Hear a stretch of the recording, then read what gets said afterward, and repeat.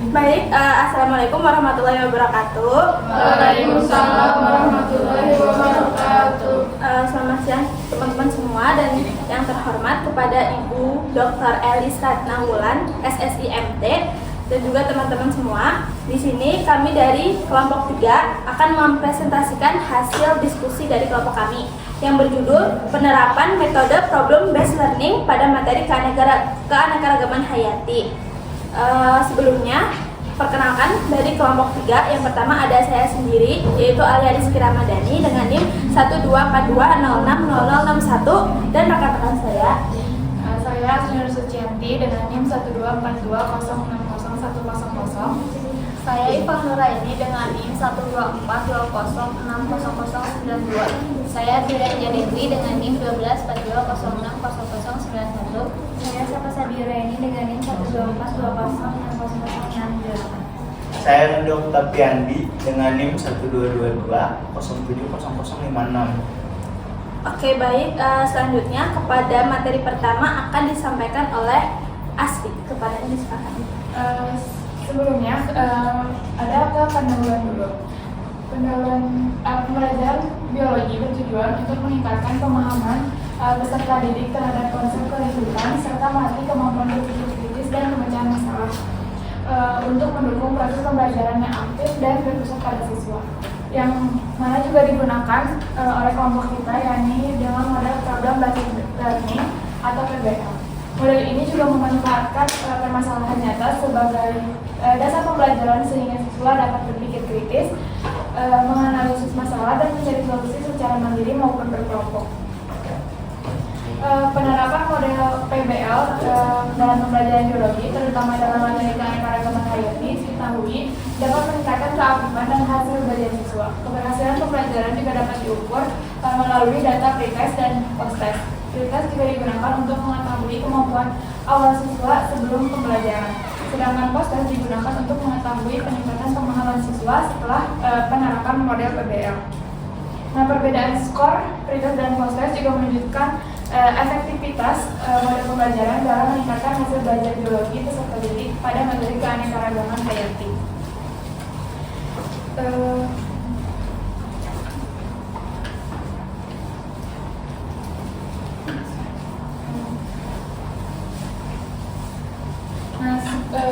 Kemudian ada data nilai yang kami peroleh dari skor kemampuan pemahaman biologi keanekaragaman hayati. Ini untuk skornya.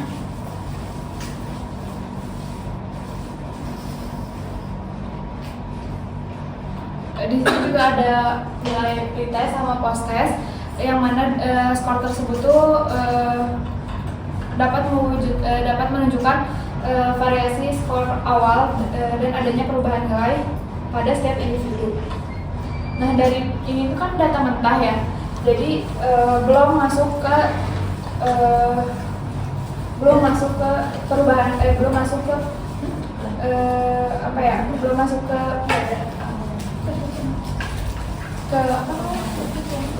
perhitungan gitu. Nah, kemudian selanjutnya di data jumlah data yang digunakan dijelaskan bahwa rincian data yang digunakan dalam penilaian ini tercantum di case processing summary. Dan berdasarkan hasil pengolahan data, jumlah sampel penelitian yang terlibat sebanyak 30 orang peserta didik, dan seluruh data yang diperoleh, baik data pretest maupun post-test, dinyatakan lengkap dan valid.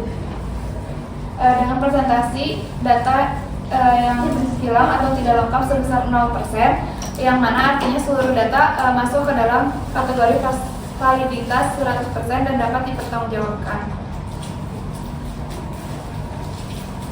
Nah, kemudian dari data ini kita bisa dapat melihat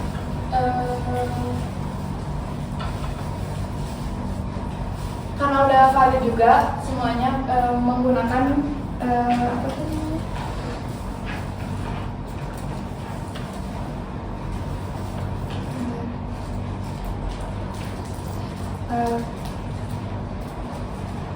Maka data yang tadi kita udah hitung ini termasuk ke dalam uji normalitas serta uji hipotesis untuk menguji kebermanfaatan perbedaan hasil belajar yang terjadi.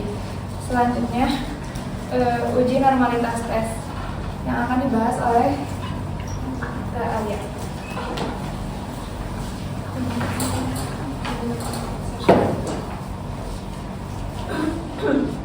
Nah, di sini saya akan menjelaskan tentang hasil uji normalitas.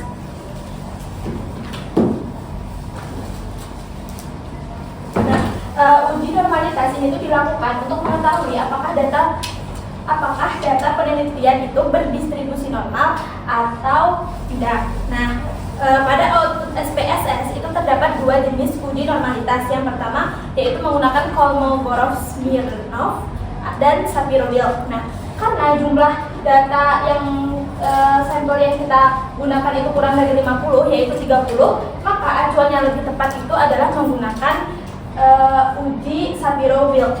Nah, dasar pengambilan keputusannya, jika nilai SIG itu lebih dari 0,05, maka data berdistribusi normal. Nah, jika data itu kurang dari 0,05, maka data itu tidak berdistribusi normal.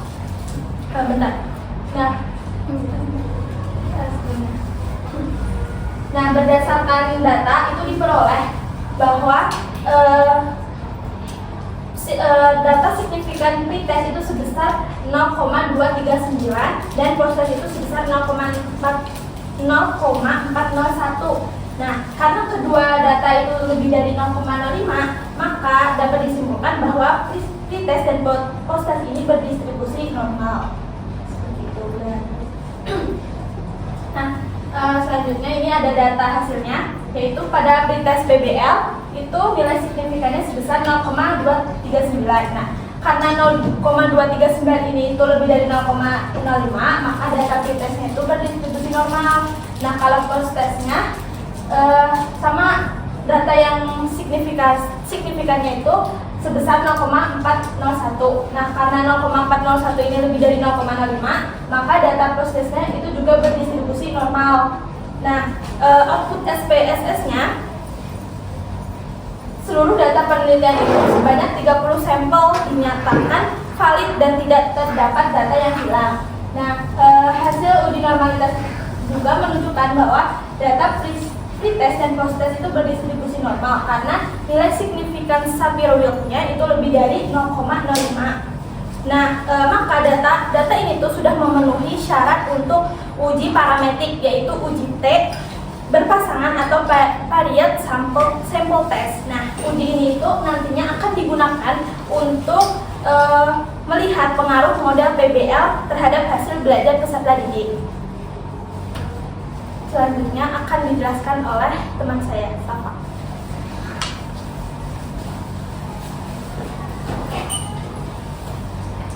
Nah, selanjutnya ada analisis grafik normal dari plot pretest. Jadi untuk memperkuat dari hasil yang uji normalitas tadi itu dilakukan analisis secara visual menggunakan grafik. Di sini ada grafik normal yang plot pretest, yang artinya siswa ini yang artinya plot siswa ini sebelum belajar keanekaragaman hayati menggunakan problem based learning. Di sini ada grafiknya. Terlihat di sini ada titik-titik yang terlihat mengikuti garis diagonal, yang artinya di sini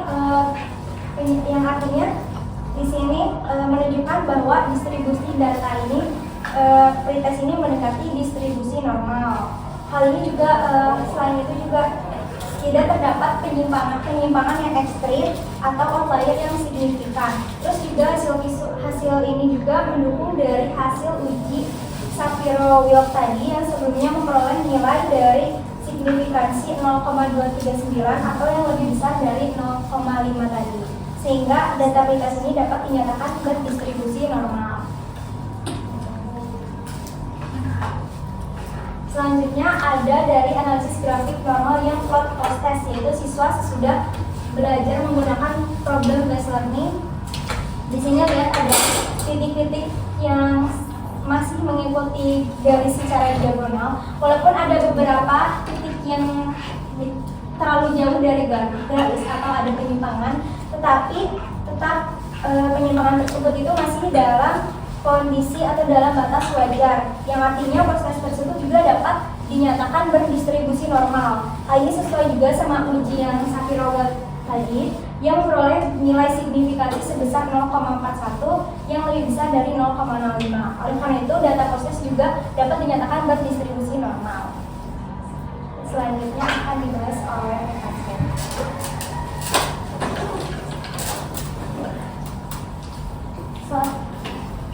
Selanjutnya ada analisis.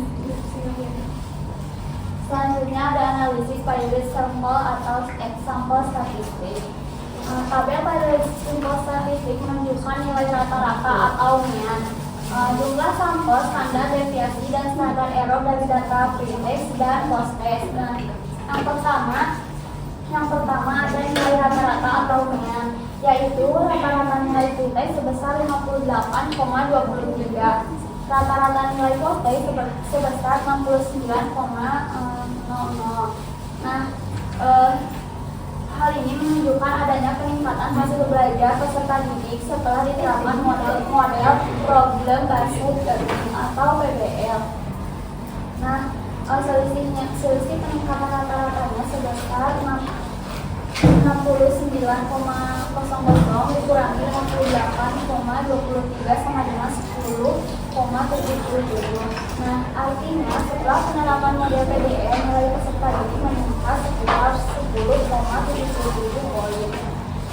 Yang kedua, ada standar deviasi, yang mana standar deviasi kita sebesar 4,77. Standar deviasi post-test sebesar 7,09541. Nilai standar deviasi post-test lebih besar dibandingkan pre-test, yang menunjukkan bahwa variasi nilai peserta didik setelah pembelajaran lebih beragam.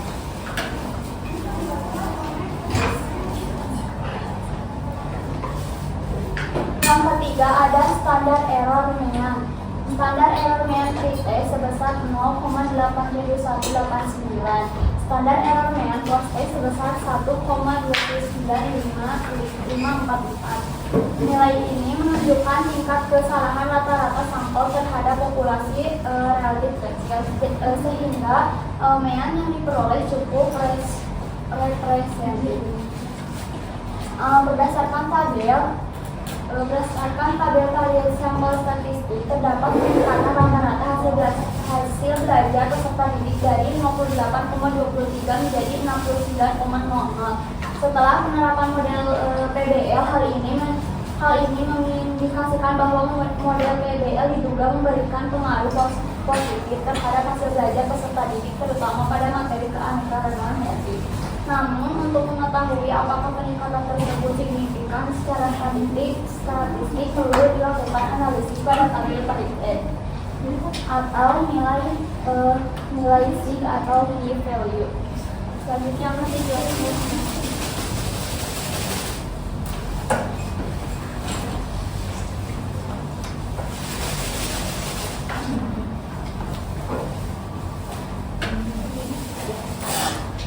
Setelah melihat rata-rata nilai post-test dan pre-test pada uji mean tadi, selanjutnya dilakukan analisis paired sample correlation. Nah, yang dimana paired sample correlation ini untuk mengetahui hubungan antara kedua nilai tersebut. Nah, dari tabel ini terlihat bahwa hubungan atau korelasi antara kedua variabel tersebut bisa dilihat dari ini, yang dimana signifikasinya didapat 0,765 dan korelasinya 0,057. Nah, kan jumlah sampel ini nilai N-nya itu 30, berarti terdapat 30 peserta didik atau responden yang mengikuti pre-test dan post-test. Nah, nilai korelasi antara keduanya tadi, nilai korelasi yang didapatkan 0,057, yang dimana menunjukkan hubungan antara nilai pre-test dan post-testnya itu sangat dekat dengan 0. Nah, sedangkan sini nilai dari signifikasinya berarti hubungan 0,057 itu hubungan antara skor pretest dan post-testnya itu sangat lemah atau tidak ada hubungannya. Selanjutnya pada nilai signifikasinya. Nah, nilai signifikasi yang didapatnya itu 0,765 dari nilai signifikasi atau p-value, yang dimana jika signifikasinya kurang dari 0,05 berarti hubungannya itu signifikan. Sedangkan jika signifikasinya itu lebih dari 0,05 maka hubungannya itu tidak signifikan. Nah, karena hasil yang didapatkannya itu 0,765 berarti artinya itu lebih dari 0,05, yang dimana hubungannya ini, hubungan pretest dan post-testnya ini itu tidak signifikan. Nah, jadi dapat diartikan hubungan ini tuh tidak terdapat hubungan yang bermakna secara statistik antara skor pretest dan post-test. Nah, berdasarkan output higher sample correlation diperoleh nilai korelasi sebesar 0,057 dengan signifikasi 0,765, yang dimana hal ini itu menunjukkan bahwa hubungan antara nilai pretest dan post-test pada model PBL ini sangat lemah dan tidak signifikan. Nah, dengan demikian skor pretest peserta didik ini tuh tidak memiliki hubungan yang berarti terhadap skor post-test.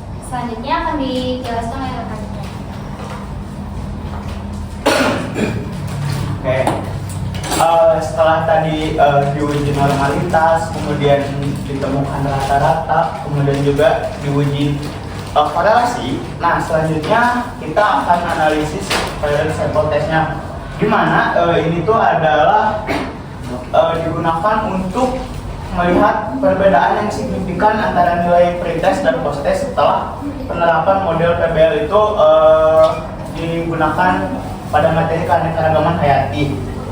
Nah, bisa dilihat dari data tersebut, maka kita bisa ambil keputusan bahwasanya diperoleh nilai signifikan sebesar 0,00 itu kurang dari 0,5, berarti 0,05, sehingga hipotesis H0-nya itu ditolak dan hipotesis alternatif atau A-nya itu diterima. Nah, jadi dengan demikian terdapat perbedaan yang signifikan antara nilai pretest dan post-test setelah penerapan model PBL ini gitu, terutamanya pada materi keanekaragaman hayati.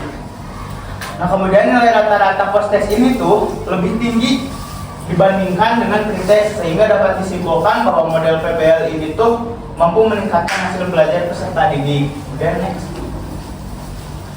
Nah, ini selanjutnya ada tabel deskriptif ya, atau ini tuh ditunjukkan untuk melihat gambaran umum data pretest dan post-test pada kelas yang menggunakan model itu sendiri atau model PBL itu sendiri. Nah, berdasarkan tabel deskriptif ini, nilai minimumnya itu nilai minimum pretest itu ada di 51,00 dan maksimum pretestnya itu ada di 68,00. Nah, sedangkan nilai minimum dari post-testnya itu ada di 52,00 dan maksimumnya itu ada di 80,00. Nah, kemudian diperoleh rata-rata nilai pretest peserta didik ini itu sebesar 58,23 dengan standar deviasinya itu ada di 4,77 atau kita bulatkan menjadi 4,78. Nah, sedangkan rata-rata post-testnya itu sebesar 69,00 dengan standar deviasinya itu 7,095 dan kita bulatkan menjadi 7,10. Nah, di mana di sini tuh terdapat peningkatan rata-rata hasil belajar sebesar 10,77 poin. Nah, setelah penerapan model problem solve based learning ini digunakan gitu. Nah, hal ini menunjukkan bahwa model PBL ini tuh dapat meningkatkan hasil belajar peserta didik pada materi keanekaragaman hayati. Nah, setelah tadi kita lihat dari data deskriptifnya, sekarang ini data histogram sebagai penguat dari data deskriptif tadi, di mana ditunjukkan ini data histogram pretest ini distribusi datanya itu yang pretest cenderung normal dan mengikuti pola kurva distribusi normal. Nah, sebagian besar nilai peserta didik ini berada di sekitar rata-rata itu sebesar yang 58 Dengan standar deviasi tadi 4,776. Nah, hal ini menunjukkan bahwa kemampuan awal peserta didik ini relatif homogen sebelum penerapan model problem based learning ini. Kemudian ada data histogram yang post test. Nah, ini tuh menunjukkan bahwa distribusi data itu cenderung normal dan sama juga ya mengikuti pola kurva distribusinya. Nah, di mana nilai rata-rata peserta didik ini tuh ada di 69,00 dengan standar deviasinya di 7,095. Nah, sebagian besar nilai peserta didik juga berada pada interval 65 sampai 75 yang menunjukkan adanya peningkatan hasil belajar setelah perlakuan diberikan atau setelah problem based learning ini tuh digunakan pada materi keanekaragaman hayati. Oke, cukup sekian. Dikembalikan lagi ke moderator.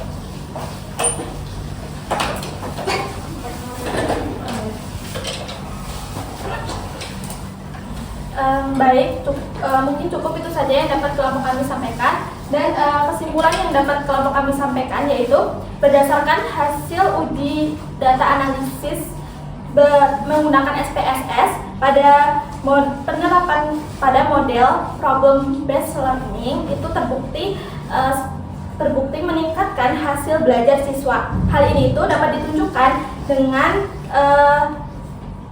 perolehan peningkatan rata-rata nilai dari pretest sebesar 58,23 menjadi 69,00 pada post test.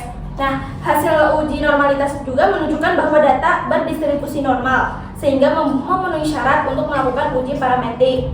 Nah, dengan demikian model pembelajaran problem based learning atau PBL dinyatakan efektif dalam meningkatkan hasil belajar peserta didik pada keanekaragaman hayati. Mungkin itu saja yang dapat kelompok 3 sampaikan. Kurang lebihnya mohon maaf. Wassalamualaikum warahmatullahi wabarakatuh. Waalaikumsalam warahmatullahi wabarakatuh.